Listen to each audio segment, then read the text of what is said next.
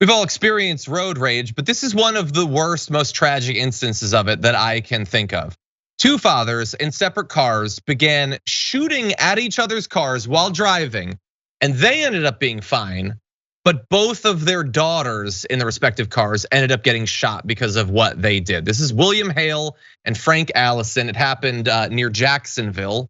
Shockingly, there are the two men that decided to do this. The details of how it started, it's pretty much exactly what you would think. They were driving, they started to brake check each other. It's described as a cat and mouse game. Someone flipped the other person off, then someone threw a water bottle.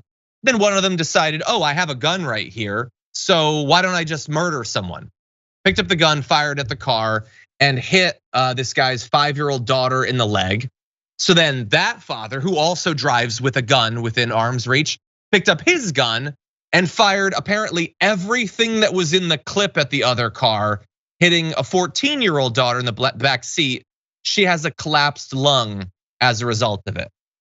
And so again, guns make everyone safer, except that if you have a gun, you can start shooting at another car and a little girl gets shot. By the way, they didn't learn anything from this. Once they stopped, they continued fighting with each other. And now 2 girls have been shot completely needlessly. Dan, what do you think?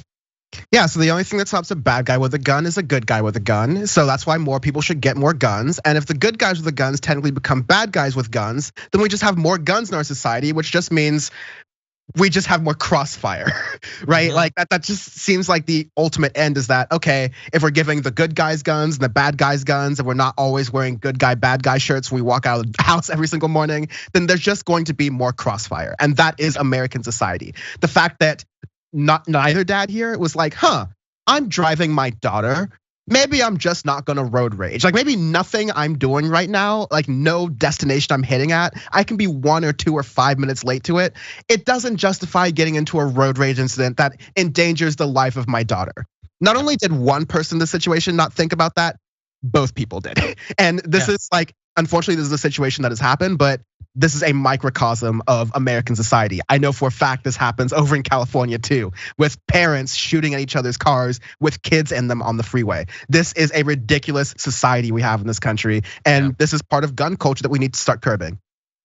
Yeah, I don't know if either of them at the time thought that they were the good guy with the gun. I don't know if in this case the good guy with the gun is supposed to be a third person in a third car who's supposed to see 2 people shooting each other, and then he's supposed to kill both of them. I don't know exactly how that's supposed to work.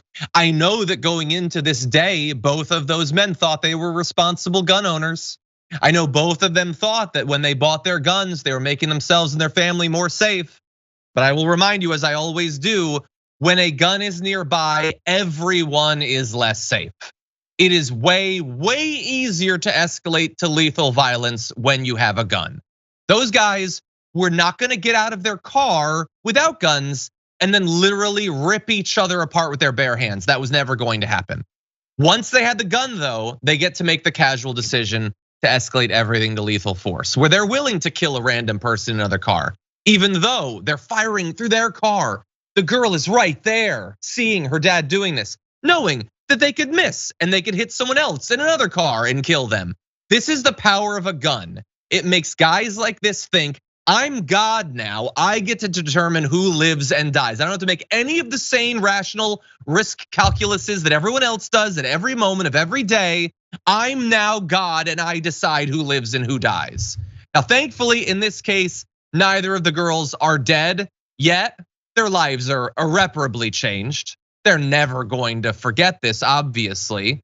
But thankfully, in this particular case, these psychos didn't actually kill anyone.